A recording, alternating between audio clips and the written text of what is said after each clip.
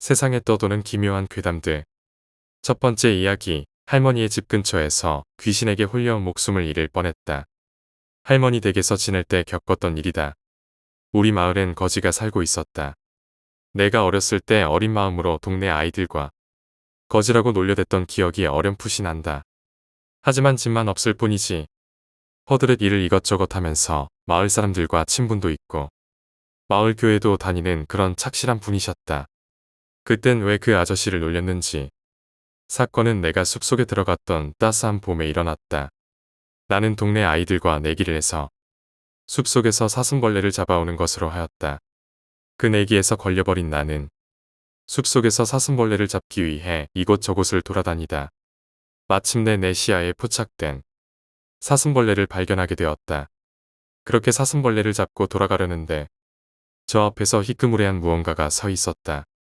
그때 기억과 감정이 빗대자면 단지 아주 큰 나비 정도로만 생각했기에 저것도 잡아서 애들에게 자랑할 생각으로 가까이 다가가는데 그것이 뒤로 도망치는 것이었다. 필사적으로 잡으려고 뒤쫓았다. 점점 깊은 곳으로 빨려들어 가는지도 모른 채 어느덧 해가 기울어 그것은 완전히 모습을 감추어 버렸고 난 너무 깊이 들어왔다는 당황감과 공포감에 엄청나게 울었던 기억이 난다. 이제는 해도 지고 달이 떴을 땐 나무 둥치 아래에서 벌벌 떨었다. 근데 어디선가 날 부르는 소리가 들리는 것이었다. 그래서 부르는 소리를 듣고 그쪽으로 향했다. 누군가 구해주러 왔다는 희망을 안고서 점점 그 소리를 향해 다가가는데 뒤에서 우악스럽게 날 끌어당기는 손길이 느껴졌다. 나는 위를 쳐다보고 그대로 기절했다. 일어나 보니 할머니 댁의 내 방이었다. 주위에는 마을이장님과 목사님 그리고 가족들이 자리를 지키고 있었다.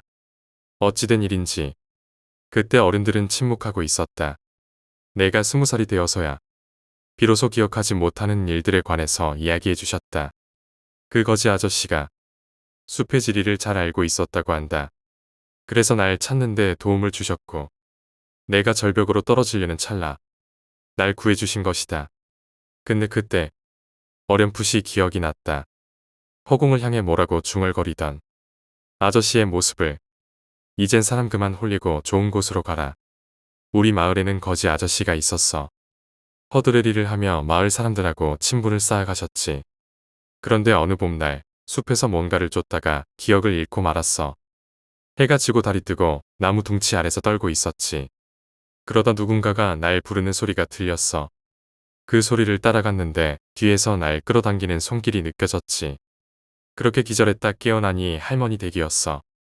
어른들은 그 일에 대해선 침묵했지. 내가 20살이 될 때까지 말이야. 그 후에야 거지 아저씨가 숲에서 날 구해준 일. 그리고 그 아저씨가 중얼거린 말들을 알게 됐지. 이젠 사람 그만 홀리고 좋은 곳으로 가라. 그 말을 듣고 나니 그때의 기억이 스쳐 지나갔어. 그 아저씨, 나를 지키려고 했던 것 같아. 그리고 그 숲에는 뭔가가 있었지. 내가 놀렸던 거지 아저씨가 나를 구해줬다니 이게 다 무슨 소용일까. 하지만 그게 끝이 아니었어. 그날 이후로 숲에서는 이상한 일들이 일어나기 시작했어.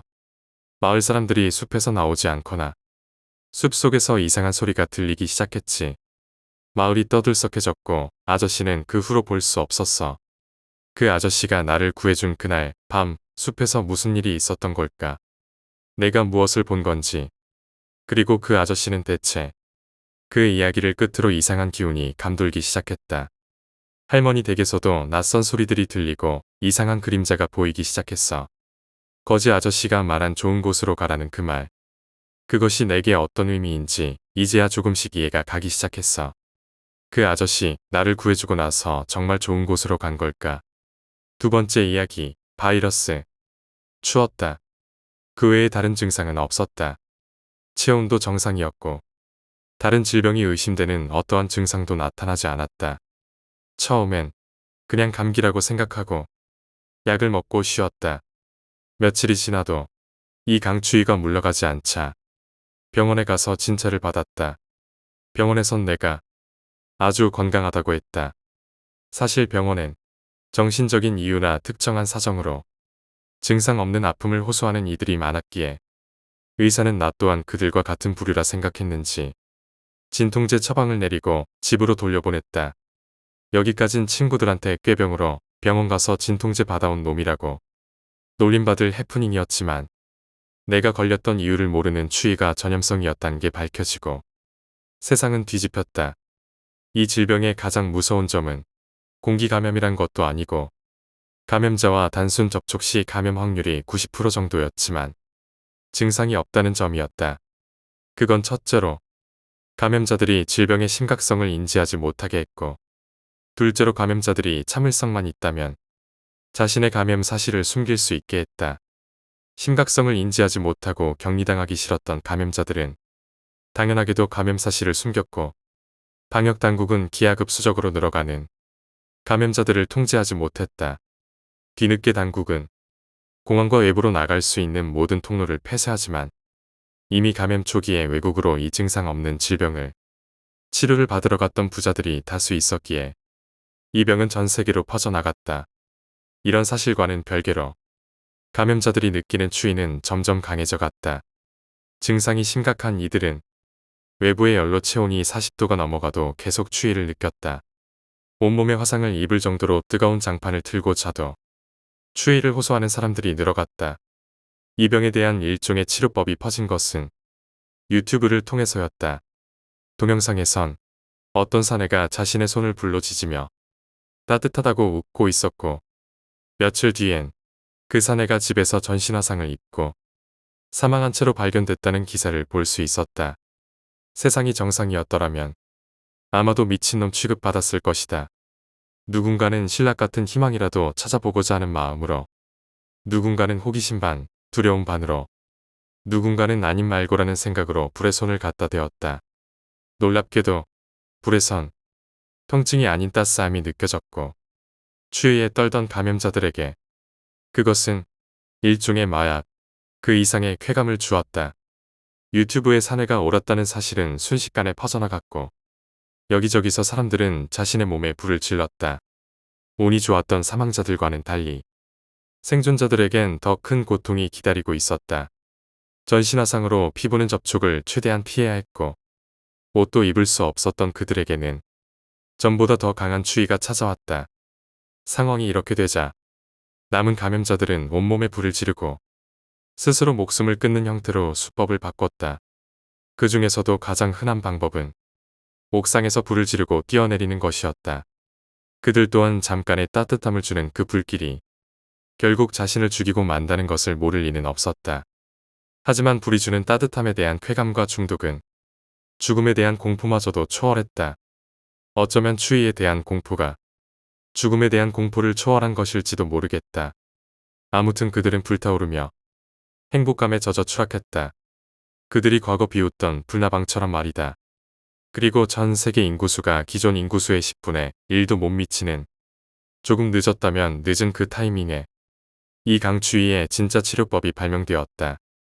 사실 치료법이라 부르기도 민망한 그 치료법은 추위를 지각하게 해주는 신경회로를 끊어버리는 것이었다. 말은 쉽지만 중요기관을 건드리는 중대한 수술이었기 때문에 시간도 그만큼 오래 걸렸고, 그 동안에도 많은 사람들이 죽어갔다. 수술은 당연하게도 의사와 연줄이 있는 사람, 권력자, 부자 순으로 진행되었고, 나 또한 일반인이 평범하게 수술받는 그 순서에 수술하게 되었다.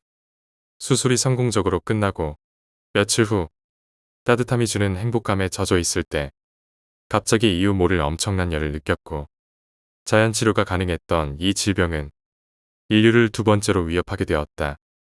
세 번째 이야기, 유리에 비춰진 사람의 그림자. 나는 오래된 아파트 단지의 5층에 살고 있다. 돈이 없기 때문에 맨 위층의 빈 방을 빌린 것이다. 물론 엘리베이터 따위는 없다. 이곳에 들어오고 1년이 넘었을 때, 처음 왔을 때는 알아차리지 못하던 것이 들리기 시작했다. 언제부터인가 옥상을 저벅저벅 사람이 걷는 소리가 들리는 것이다. 낮이던 밤이던 문득 걸어가는 소리가 들려오곤 했다. 하지만 별게 아니라고 생각한 탓에 그다지 신경은 쓰지 않았다. 그런데 어제, 며칠 전 강풍이 불었던 탓에 안테나가 고장났는지 수리공이 옥상에 올라가기 위해 사다리를 가지고 왔다. 아파트 단지에 사는 사람은 알겠지만 옥상에 통하는 구멍이 있어서 그 아래에 사다리를 두고 올라갔다. 전부터 옥상에서 발소리가 나더라고요. 뭐가 있는지 보고 알려주세요. 라고 나는 말했다. 수리공은 쓴 웃음을 지으며 무서운 소리 하지 마세요. 라며 정색을 했다. 작업은 무사히 종료되었고 이상한 건 없었어요. 라고 말하고 그는 돌아갔다. 문제는 그날 밤, 즉 어젯밤에 일어났다. 내가 화장실로 향하자 마치 뒤를 밟듯 저벅거리는 소리가 옥상에서 들려왔다. 지금까지는 내가 가는 곳과는 상관없이 이곳저곳을 걸어다니는 소리일 뿐이었는데 화장실에 들어가니 왠지 무서워서 언제나 열어두던 환기용 창문을 닫았다. 그런데 잿빛 유리에 분명히 위에서 고개를 숙인 사람의 그림자가 비치는 것이었다. 정말로 놀라서 바로 화장실에서 뛰쳐나와 집주인에게 전화를 했지만 전혀 믿어주지 않았다. 정말 무서워서 당장 내일이라도 이사하고 싶다. 네 번째 이야기, 사라진 친구. 대학교 4학년 11월이 돼서야 A의 취직이 겨우 확정되었다. 자기 말로는 작은 회사라고 하지만 어쨌거나 취직은 확정되었으니 축하할 일이었다. 그리고 친구들의 진로가 모두 정해진 것을 기념해서 1월에는 다 같이 여행을 가자는 이야기가 나오게 되었다. 처음 제안을 한 것은 A였다. 렌터카를 빌려서 도쿄에서 출발한 뒤 동해안을 따라 북쪽으로 올라가 아오모리까지 가보자는 것이었다.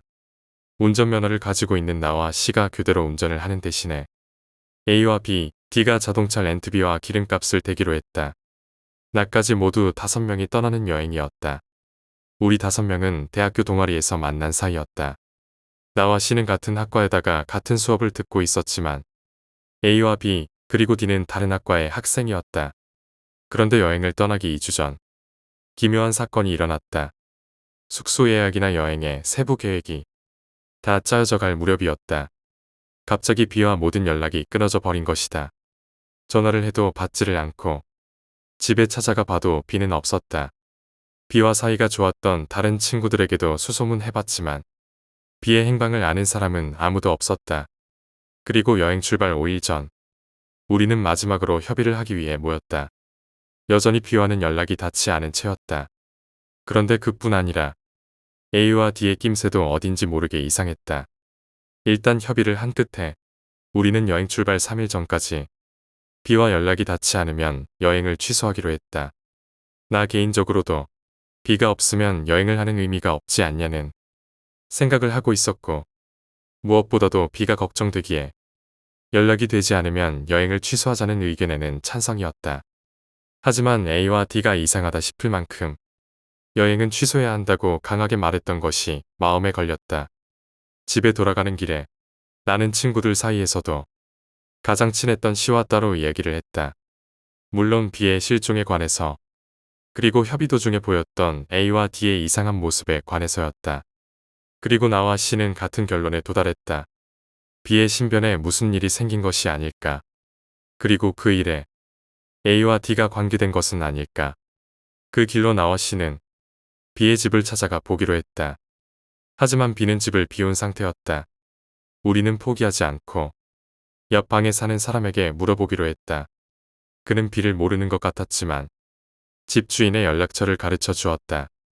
우리는 급히 전화해 사정을 전하려 했지만 수화기 너머로 들려온 집주인의 말에 할 말을 잃었다. B씨라고요? 그런 사람은 모르겠는데요. 그 방은 지금 빈 방이에요. 전에 거기 살던 사람도 한 달 전에 이사 갔습니다. 전에 살고 있던 사람의 이름까지 확인해봤지만 B의 이름이 아니었다. 뭔가 이상하다는 것을 느낀 나와 C는 A와 D에게는 이 일을 알리지 않기로 했다. 그리고 출발 3일 전이 다가왔다. 결국 B와 연락이 되지 않았기에 나는 예약했던 숙소에 전화를 걸어 예약을 취소하기로 했다. 3일 전에 취소하는 것 자체가 그쪽 입장에서는 기분 나쁜 일일 테니 일찍이라도 전화하는 게 예의다 싶어 아침 일찍 전화를 했다. 하지만 우리가 묵을 예정이었던 세 곳의 숙소는 모두 예약이 취소된 상태였다.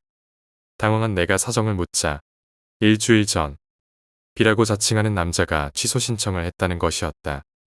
순간 머릿속에서 그 사람은 결코 B가 아닐 거라는 생각이 들었다. 직감적으로 A나 D, 둘 중 하나일 것이라는 생각이 들었던 것이다. 나는 만약에 사태를 대비해 전화를 받은 여관 사람에게 전화를 했던 것은 비밀로 해달라고 부탁을 하고 전화를 끊었다. 그리고 나는 바로 C에게 전화를 했고 급히 만나기로 했다. 만나서 이야기를 하자마자 C는 말했다. 이건 절대 A나 D에게는 말하지 말자. 나도 같은 생각이었다. 그리고 우리가 취소 전화를 하겠다고. 슬쩍 미끼를 던져보자고. 그리하여 우리는 A에게 전화를 걸어 숙소에 취소 전화를 걸겠다는 제의를 했다. 아니나 다를까 A는 취소 전화라면 내가 걸게 라고 대답했다. 나는 겁에 질리면서도 최대한 냉정한 목소리로 숙소가 세 곳이니까 한 곳씩 나눠서 연락하는 건 어때? 하고 제안했지만 거부당했다. 이 통화를 통해 나와 C는 B의 실종에 A와 D가 관련되어 있다는 것을 확신하게 되었다. 나는 A와 D에게 우리가 알아낸 것을 들이대며 따지자고 했지만 C는 조금만 더 기다려보자는 생각이었다.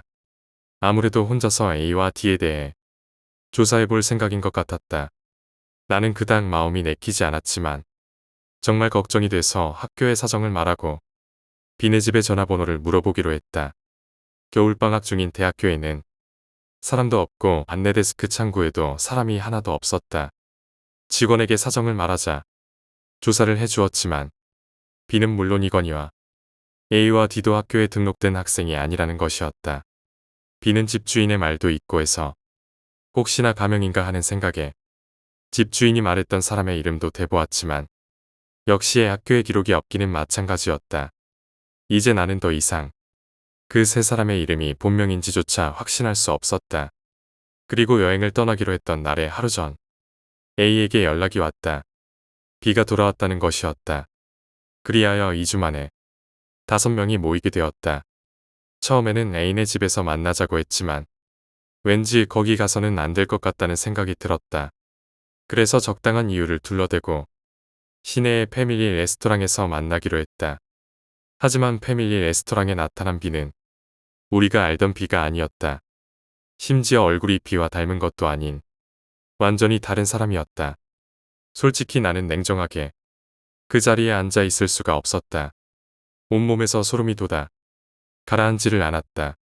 겉으로 보기에는 그저 평범한 사람이지만 그 얼굴에서는 이유 모를 두려움이 느껴졌다.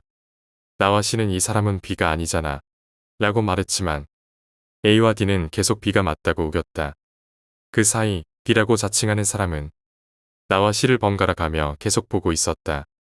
그리고는 묻지도 않았는데 자신이 사라졌던 이유에 관해 설명하기 시작했다. 그의 말에 따르면 오늘까지 숙소를 제공하는 아르바이트를 하고 있었다는 것이다. 그리고 그곳에서 아르바이트 기간 중에는 외부와 연락을 차단했다고 말했다. 사전에 자세한 설명을 듣지 않았기에 그대로 연락도 못하고 아르바이트나 했다는 것이다. 그리고 B는 말했다. 내일 여행은 가는 거지. 그 순간 B의 얼굴이 한층 더 무섭게 보였다. 마치 설명이라도 하는 양. A가 말했다. 실은 숙소 예약을 취소하지 않았거든. 그러니까 여행은 내일 바로 출발할 수 있어. 아무래도 이미 숙소 예약이 취소된 것을 우리가 알고 있다는 것을 아직 모르는 듯했다. 아니면 설령 우리가 그것을 알고 있다 해도 이미 상관없다는 것인지도 몰랐다. 나는 완전히 혼란에 빠져 있었다. 3일 전에 여행은 취소하기로 했었잖아.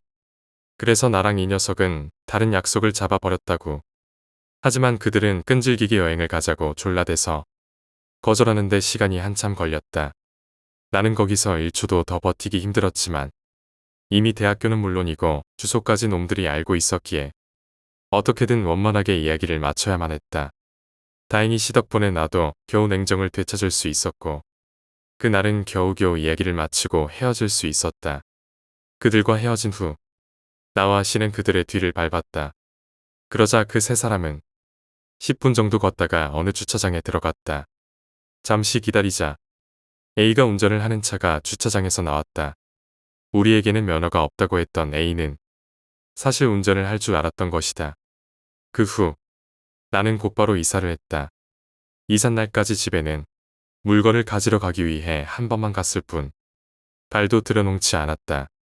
그리고 이삿날 오랜만에 집에 들어서자 누군가가 침입한 흔적이 남아 있었다. 졸업할 때까지는 대학에 갈 일이 거의 없었기에 그 후로는 시 이외에 만난 사람은 없었다. 그렇게 A와 D, 그리고 B와는 연락이 끊긴 채로 봄이 되었다. 이게 1년 전 내가 직접 겪은 일이다. 1년이나 지난 후 일부러 옛 이야기를 꺼내놓는 데는 사연이 있다. 그 1년 사이 나와 C는 꾸준히 연락을 하며 종종 술도 한 잔씩 걸치곤 했다. 그런데 그 C에게 어제 연락이 와서 밤에 만났는데 상상도 못할 이야기를 듣게 된 것이었다.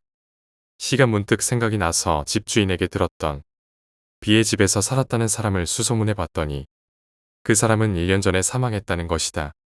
아마 죽은 사람이야말로 우리가 알고 있던 B가 아니었을까. 그날 밤 우리를 찾아왔던 B라고 자칭하던 사람의 얼굴이 아직도 머릿속에서 잊혀지지가 않는다. 5번째 이야기, 엘리베이터의 여자. 일요일 오전. 쉬는 날이지만 밀린 업무를 하기 위해 회사에 나왔다. 어서 일을 마치고 집에 가서 쉬어야겠다고 생각했지만 일을 끝내고 나니 어느새 해가 지고 있었다. 서둘러 집에 가야지. 이윽고 엘리베이터에 탔다. 우리 부서였던 10층에서 내려오던 중 갑자기 엘리베이터가 멈췄다. 조명도 꺼져 어두워졌다. 아무래도 정전 같다. 엘리베이터에 창문도 없고 비상등도 없다. 완전한 어둠 속이라 벨조차 누를 수 없다. 조금씩 초조해졌다. 핸드폰을 꺼내 핸드폰 액정의 불빛으로 주변을 살폈다. 알림벨을 찾아 눌렀지만 소용이 없다. 정전이라 그런가. 실망한 채 돌아서는 순간 엘리베이터 안에 누군가 있었다. 엘리베이터 조작판 반대편 모퉁이에 누군가 등을 돌리고 서 있었다. 긴 머리에 원피스를 입은 여자였다. 나 외에는 아무도 타지 않았다. 있을 리가 없었다. 등을 돌리고 있는 모습이 더 두려웠다. 예상치 못한 출현에 반대편 모퉁이로 도망친 채로 움직일 수 없었다. 보고 싶지 않았지만 시선을 돌릴 수도 없었다. 단지 속으로 제발 돌아보지 말아줘 라고 빌 뿐이었다. 소리도 내지 말아줘. 제발 움직이지 말고 그대로 있어줘. 이윽고 핸드폰을 닫았다. 혹시라도 핸드폰 액정에서 나오는 빛으로 그녀가 나를 보기라도 할까봐.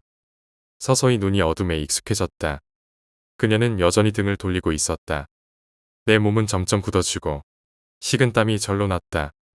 갑자기 그녀가 움직였다. 등을 돌린 채로 엘리베이터의 조작판으로 가기 시작했다. 걷는 게 아니라 미끄러지듯이 소리 없이 움직였다. 내 입에서 비명이 나올 것 같았지만 필사적으로 삼켰다. 이윽고 그녀는 조작판 앞에 섰다. 손을 들고 꼭대기층 버튼을 눌렀다. 어두웠지만 그녀의 손이 상처투성이었던 게 보였다. 그리고 천천히 고개를 돌려 나를 보더니 이렇게 말했다. 몇 층에서 떨어질까요? 그녀의 얼굴은 산 사람의 것이 아니었다. 상처투성이에 두 눈은 빠지고 없었다. 비명을 지르는 순간 조명이 켜졌다. 엘리베이터가 움직이기 시작했다. 이윽고 경비원의 목소리가 들린다. 잠시 정전이었는데 지금 괜찮습니까? 그녀는 사라지고 없었다. 나는 무사히 엘리베이터에서 나올 수 있었다. 나중에 동료들에게 이야기를 들어보니 회사 옥상에서 뛰어내렸던 여직원이 있었다고 한다. 6번째 이야기, 고시원의 귀신. 재수하던 시절 저는 고향에서 올라와 서울에 있는 고시원에서 지냈습니다. 고시원에 입실할 때 창문 있는 방을 고를 수도 있었지만 조금이나 생활비를 줄이기 위해 창문이 없는 방을 골랐습니다. 하지만 한 달 동안 창문이 없는 방에서 지내다 보니 답답한 느낌이 들고 몸도 더 피곤해지는 것 같았고 결국에는 한 달 만에 창문이 있는 방으로 옮겼습니다. 창문이 있는 방은 정말 좋았습니다. 창문이 하나 있을 뿐인데 마음이 시원한 느낌마저 들었습니다. 그리고 방을 옮겼던 첫날 밤이었습니다. 달빛마저 감도는 아름다운 밤. 달빛을 이불 삼아 침대에 누웠습니다. 방이 바뀌어서 그런지 잠이 잘 오지 않았고 1시간이 넘도록 눈을 감고 있었지만 전혀 졸리지도 않았습니다. 그러다 문득 눈앞에 아른거리는 것이 느껴졌습니다. 창문이 있는 방이라서 그런가 싶었는데 계속 뭔가 아른거리는 게 느껴졌고 살짝 눈을 뜨자 전 침대에서 바로 얼어버렸습니다. 창밖에 어떤 여자가 등을 돌리고 서 있었습니다. 제가 있던 방은 3층이었으니 정확히 말하자면 창밖에 어떤 여자가 공중에 떠 있었던 것입니다. 마치 창밖에서 목을 맨 것처럼 말입니다. 이윽고 저는 고시원 총무실로 달려가서 총무한테 누군가 창밖에서 목을 매달랐다고 이야기했고 경찰에 신고해야 한다고 난리를 피웠습니다. 하지만 총무와 함께 제 방으로 달려가자 창밖에는 아무도 없었습니다. 완전 저만 바보가 된 것입니다. 결국 그날 제대로 자지 못한 채 아침을 맞이했습니다. 다음 날 밤 저는 어제 있었던 일을 애써 잊겠다 생각하며 잠이 들었는데 새벽 4시쯤이었습니다. 문득 눈이 떠져 창을 바라보니 어제 그 여자가 있었습니다. 기분 탓인지 등을 돌리고 있던 그녀가 앞을 바라보려고 하는 것 같았습니다. 저는 너무 놀라 총무실로 급히 달려갔지만 총무와 함께 오니 역시나 아무도 없었습니다. 기분 탓인지 총무가 저를 또라이로 보는 느낌이 들었습니다. 어쩔 수 없이 저는 무서움을 참고 잠을 잘 수밖에 없었습니다. 그러나 잠이 오지 않는 건 당연한 일이었습니다. 눈을 억지로 감고 잠을 청하려 하는데 눈꺼풀에 뭔가가 아른거리는 것이었습니다. 눈을 감고 있어도 앞에 손을 흔들면 뭔가가 보이는 것처럼요. 눈을 떠보니 그 여자가 창문에서 그 후로도 몇 번이나 창밖에 여자를 봤고 결국 저는 일주일 만에 고시원을 옮기고 말았습니다. 물론 고시원을 옮긴 후엔 창문이 없는 방으로 선택했습니다. 7번째 이야기, 귀신에게 거짓말을 하지 마라.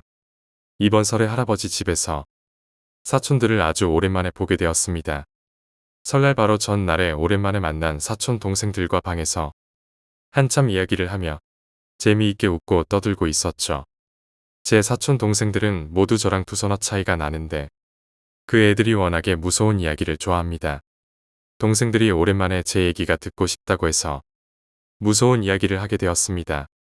물론 동생들도 모두 중고등학생 정도 되는 아이들인데 유치하게 그런 이야기가 듣고 싶다고 하더군요. 저는 어디에서 들은 이야기를 제 맘대로 살을 붙여가며 무서운 이야기를 지어내면서 하고 있었습니다. 그렇게 1~2시간 한참 무서운 이야기를 하면서 서로 돋은 닭살을 보며 웃다가 그 방에서 잠을 자게 되었습니다. 한참 잘 자고 있을 때 마당에서 사각거리는 소리가 들리더군요. 그래서 무슨 소리지? 하고 고개를 들려고 했는데 말 그대로 가위에 눌린 겁니다. 가위를 마지막으로 눌린 게 2년 전이었는데 당황스럽긴 했지만 많이 겪어본 일이라 침착하게 대응하기 시작했습니다. 우선은 움직이지 못해도 죽지 않는다는 사실을 알기 때문에 조심스레 주변을 살폈죠. 제 옆에 바로 2살 어린 동생이 자고 있었는데 눈을 돌려서 바라보니 그 동생도 저와 마찬가지로 가위를 눌린 듯이 눈만 껌뻑이며 저를 바라보고 있더군요. 한참 동안 친척 동생과 서로 눈을 마주보고 있었는데 마당에서 사각거리던 소리가 멈추고 발자국 소리가 들려오기 시작했습니다. 방 앞까지 그 발자국 소리가 이어지는데 마지막에 친척 동생의 눈이 커지면서 저한테 계속 뒤를 보라는 듯이 눈짓을 하더라고요. 그때 자세가 문이 있는 반대편을 바라보고 있었고 내 옆에 동생은 문이 있는 쪽을 보고 있었습니다. 서로 다른 방향으로 옆으로 돌아 누워서 잤다는 말이죠. 저는 어떻게 해도 뒤를 볼 수 없으니 답답한 심정으로 눈을 껌뻑이며 친척 동생만 계속 바라보았습니다. 그렇게 한참 있다가 그 발자국 소리가 멈추고 나서 말소리가 들리기 시작했습니다. 아주 소곤거리는 말이었는데 아마 대화 내용이 누구네가 어디 집에 갔었는데 초상이 나서 명절은 다 보냈다 라는 그런 소리더군요. 물론 그 대화 소리는 제 뒤에서 들렸습니다. 귀신들의 대화라는 말이죠. 그때 친척 동생이 눈물을 흘리면서 그냥 눈을 감더군요. 저는 어찌된 영문인지 몰라서 그냥 가만히 있었습니다. 그러다가 문이 열리는 소리도 들리지 않았는데 찬바람이 등 뒤로 불더라고요. 추워서 한참 오들오들 떨고 있을 때 등 뒤에 그 귀신들이 말했어요. 여긴 누구네 집이지? 거짓말쟁이 집이지. 그때 저는 직감적으로 그 거짓말쟁이가 저를 뜻하는 건 줄 알고 숨을 죽이고 그냥 눈을 감았습니다. 등 뒤로 땀이 흥건히 흐르는데 몸은 움직여지지 않았고 동생은 그대로 기절했는지 눈도 안 뜨고 답답해 미칠 지경으로 듣는 데만 신경을 쓰고 있는데 귀신의 그 다음 말을 듣고는 저도 그냥 기절해버렸습니다. 바로 제 귀 옆에다 대고 이렇게 말하더군요. 거짓말쟁이는 죽어야 돼. 바로 설날 당일날 저는 이제껏 제사를 따라가지 않았기에 다들 제 늦잠을 깨우지 않았습니다. 제가 정신을 차렸을 때는 이미 시계가 9시를 가리키고 있었고 제 옆에서 잠자던 동생은 제사를 따라 나가서 보이지 않았죠. 그렇게 부스스한 몰골로 부엌에 찾아가니 설날 아침에 왔는지 친척 누나가 아침 먹을 거냐고 묻더군요. 제가 됐다고 대답하고 부엌을 나서니까 제 친동생이 저한테 와서 자꾸 캐묻더라고요. 왜 아침에 그렇게 땀을 흘렸냐고. 그리고 방문을 활짝 열어놔서 친척들이 모두 화를 냈다고 말해주더군요. 물론 그 방문을 열었던 것은 제가 아니었겠죠. 게다가 제가 누워있었던 위치가 문이 조금 앞이었습니다. 제가 가장 문 쪽에 근접하게 있었으니 밤바람도 가장 많이 맞았을 텐데 땀을 자꾸 흘리면서 잠을 자니 할머니가 걱정하셨다고 동생이 말해주었습니다. 제사가 끝나고 그 친척 동생이 돌아와서 가위에 눌렸을 때 상황을 얘기했습니다. 그때 눈을 감기 전에 봤던 게 여자 둘이었는데 그 중에 한 명이 자기가 아는 사람이었다고 그러더군요. 그래서 그게 누구였냐고 물으니 나는 잘 모르지만 예전에 그 마을 다리 공사 중에 아래에 깔려서 죽은 여자가 있었나 봅니다. 그때 제 동생이 그 여자애와 친하게 지냈는데 나이대는 아마 제 친척 동생과 비슷했나 봐요. 그 여자 아이를 보고는 그만 기절했었답니다. 울면서 말이죠. 8번째 이야기, 수풀 속에서 봤던 여자. 7년 전 8월의 여름 밤이었다. 당시 나는 서바이벌 게임에 빠져 있었다. 여름철에는 워낙 덥다 보니 경기는 언제나 밤에 이루어졌다. 그날 역시 주말이라 강가에 수십 명이 모여서 경기를 하고 있었다. 시기를 본 기억에 따르면 아마 새벽 1시 조금 전이었던 것 같다. 몇 번째인지 기억도 안 나는 게임에서 나는 우리 진지의 깃발을 지키는 역할을 맡아 후방 수풀에 몸을 숨기고 매복하고 있었다. 이번에는 우리 팀이 승기를 잡았는지 저 멀리 적진지의 깊은 곳에서 에어건의 총성이 들려온다. 주변에는 인기척이라고는 전혀 없었다. 완전히 한가한 상황이었지만 혹시라도 뒤로 돌아 기습해오는 적이 있을지 모르기 때문에 나는 긴장을 늦추지 않았다. 강변이기 때문에 달빛 이외에는 조명도 없었고 주변은 정말 코를 베어가도 모를 정도로 어두웠다. 천천히 목을 돌리며 근처를 경계하고 있는데 50m 정도 앞에 나무에서 사람의 상반신이 나와 있는 것이 보였다. 흰 반팔 옷을 입고 어깨 정도까지 머리를 기른 여자가 내 쪽을 보고 있었다. 에어건은 물론 장난감의 부류지만 나름대로 위력이 있어서 얼굴이나 눈에 맞게 되면 큰 부상을 입게 된다. 그렇기 때문에 게임 도중 외부인이 있다는 것을 알게 되면 곧바로 게임을 중단하는 것이 규칙이었다. 나는 곧바로 큰 소리로 사람이 있습니다. 중지해주세요. 라고 외쳤다. 전선 근처에서도 중지하래. 라고 크게 외치는 소리가 들려왔다. 나는 그 사람에게 사과하기 위해 달려갔다. 여자는 가만히 나를 보고 있었다. 미안합니다. 라고 이야기하려는 순간 여자는 쓱 움직이더니 숲속으로 사라져 버렸다. 나는 겁을 먹고 도망친 것이라고 생각했다. 뭐가 어찌되었건 나는 위장크림으로 얼굴을 검게 칠하고 있었고 장난감이라고는 해도 총을 가지고 있었으니까 그 사람을 쫓아 숲속으로 들어갔지만 라이트를 켜고 찾아보았지만 도저히 보이지가 않았다. 그 와중에 다른 멤버들도 다가왔다. 내가 사정을 설명하자 모두 함께 10분가량 여자를 찾았다. 하지만 그녀의 모습은 어디에도 보이지 않았다. 숲속을 샅샅이 뒤졌는데도 불구하고 말이다. 나는 점점 내가 본 것이 무서워졌다. 어째서 새벽 1시가 넘었는데 여자가 이런 숲속을 걷고 있는 것일까? 애초에 내가 그 사람을 본 곳에 오기 위해서는 한참 게임이 펼쳐지고 있는 전장을 거쳐서 와야만 했다. 그 여자의 존재를 아무도 알아차리지 못했을 리가 없었다. 하지만 아무리 찾아도 그 여자의 모습은 찾을 수 없었다. 결국은 내가 오인한 것으로 결론이 내려지고 게임은 재개되었다. 나는 다시 진지 방어를 하게 되었다. 이번에는 좌우에서 포위해오는 적이 승기를 잡아 시작한 지 10분 정도 지나자 총성이 꽤 가까운 곳까지 들려왔다. 나는 지면에 엎드린 채 총을 꽉 잡고 언제라도 공격할 수 있도록 방아쇠에 손을 올리고 조준경에 눈을 맞췄다. 그런데 어째서인지 시선이 느껴진다. 기분 탓이라고 넘기기 어려울 정도로 강한 느낌이었다. 나는 목을 천천히 들어 눈만 움직여 왼쪽을 바라보았다. 칠흑 같은 어둠 속 3m 정도 앞에 여자의 목이 있다. 아까 전에 그 여자다. 흰 피부에 보통 사람은 따라하기도 힘들 정도로 입을 크게 벌리며 웃고 있다. 목소리는 들리지 않았지만 얼굴을 실룩대며 웃고 있었다.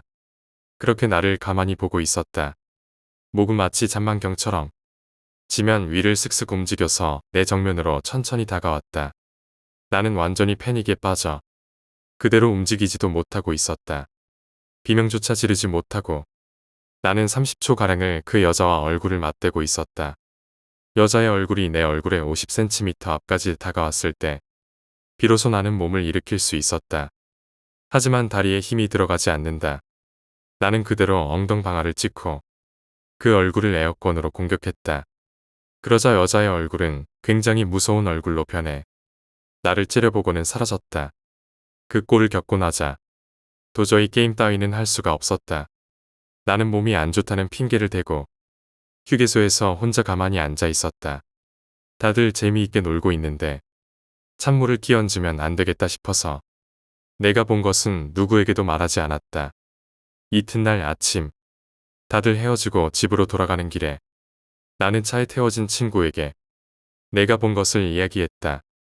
그러자 그 친구는 깜짝 놀라며 물었다. 너도 봤어? 그 녀석은 에어건의 스코프를 들여다 볼 때마다 그 안 가득 여자의 얼굴이 보였다는 것이었다. 그 이후에는 그 강변에서는 도저히 서바이벌 게임을 할 수가 없다.